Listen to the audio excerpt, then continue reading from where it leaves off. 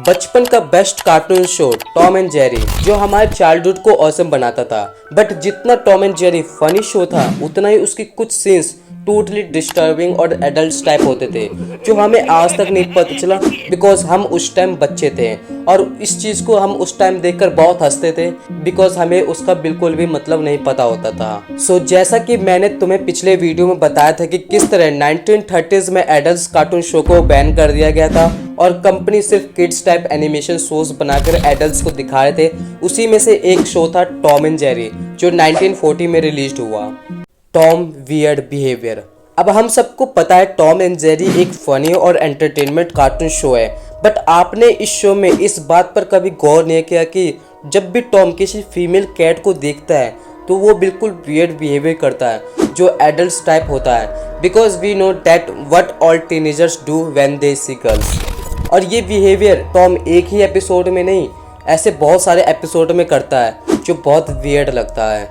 और इस चीज़ को हम उस टाइम देखकर बहुत हंसते थे बिकॉज हमें इसका मतलब नहीं पता होता था। Representing teenager situation in one episode जिसका नाम डाउन हार्टेड डकलिंग था, उस एपिसोड में एक स्मॉल डक अपने आप को बदसूरत समझ रहा था बिकॉज उसे अपना फेस बहुत बदसूरत लग रहा था। सो वो कुछ ऐसा कहता है, Nobody loves me, nobody. Oh no, I am still ugly. It is better to die than this.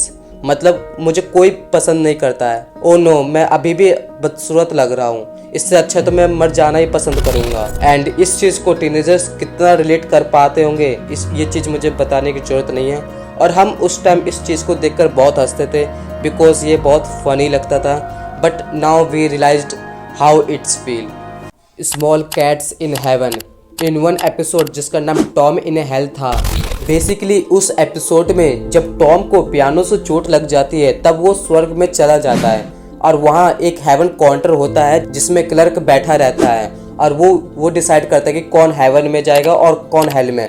तभी हम हेवन काउंटर पर देखते हैं कि एक पानी से भीगा हुआ बैग आता है जिसमें 3 बेबी किटन होते हैं, फ्लप, मफ और पफ। तब काउंटर कहता है what some people want to do, मतलब आदमी ऐसा काम नहीं कर सकता। अब तुम सोचो एक इंसान ने किस तरह कैट के बच्चों को बैग में बंद करके पानी में डुबो डुबो कर कैसे मारा होगा, जो कितना डिस्टर्बिंग लगता है। Going to suicide. दोस्तों ब्लू कैट ब्लूज एक शॉर्ट फिल्म थे जिसमें टॉम एक फीमेल कैट से लव करता है, but female cat gold digger होती है जिससे वो रईस काले बिल्ले से लव कर लेती है।